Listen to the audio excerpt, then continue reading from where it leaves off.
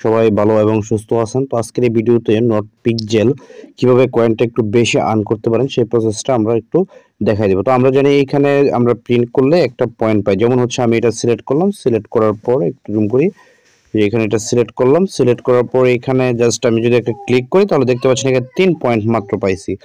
আর এখান থেকে একটু বেশি পয়েন্ট যদি আমরা আর্ন করতে চাই সেই ক্ষেত্রে আমরা এই যে এইখানে আমরা দেখতে পাচ্ছি এটার উপরে ক্লিক করব। আমি একটু জুম করে আপনাদেরকে দেখানোর চেষ্টা করতেছি যেন আপনারা একটু দেখেন।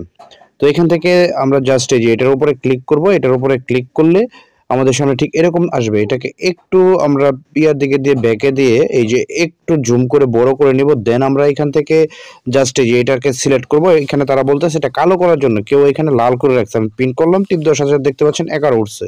তো এটা কিন্তু আমরা এটা এইভাবে যদি আমরা করি তাহলে এখান থেকে কিন্তু আমরা পয়েন্টটা একটু বেশি পাচ্ছি, 11টা করে। তো এটা মোটামুটি আমি মনে করি ভালো একটা ইয়া।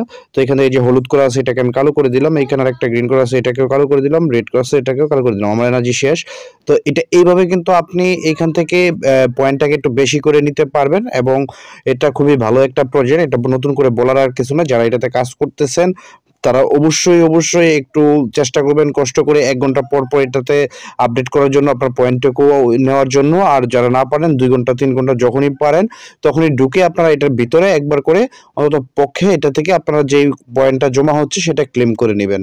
আর যারা নতুন আছেন এখনো শুরু করেন নাই তারা ডেসক্রিপশনে ইনভাইট লিঙ্ক দেওয়া থাকবে, আপনারা সেখান থেকে এটাতে ঢুকতে পারবেন, ঢুকে আপনারা কাজ শুরু করে দিতে পারেন। সবাই ভালো থাকবেন এবং সুস্থ থাকবেন।